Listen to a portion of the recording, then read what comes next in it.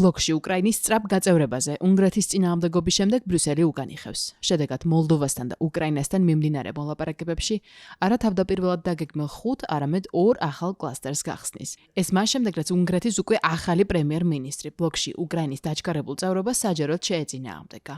პიტერ მაგიარმა, რომელმაც უნგრეთის პრემიერის თანამდებობაზე 16 წლიანი მმართველობის შემდეგ ვიქტორ ორბანი ჩაანაცვლა, უკრაინის ევროკავშირში გაწევრებას ვეტო მოუხსნა. თუმცა მას შემდეგ, რაც ბრიუსელი 2 კანდიდატს ერთდროულად 5 ახალი კლასტერის გახსნას დაპირდა, წინააღმდეგობამ სხვა ფორმა მიიღო.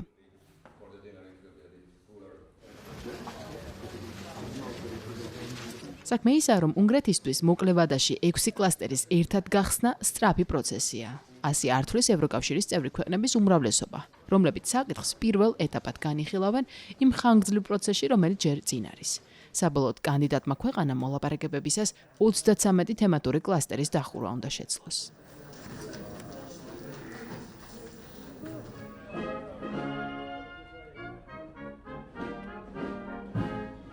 პიტერ მაგიარმა მანამდე აღნიშნა, რომ წინააღმდეგობრივ ხედვებში მარტო არ არის, თუმცა არ დაუკონკრეტებია, კიდევ ვინ იზიარებს მის პოზიციას ბლოკში.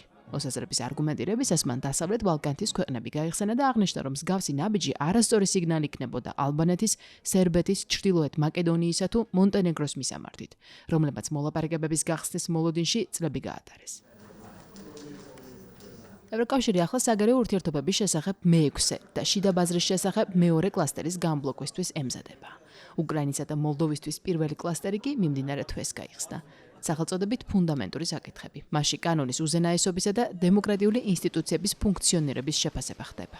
ამას დედაქალაქები ვიქტორ ორბანის ვეტოს გამო მთელი 2 წელი ელოდებოდნენ.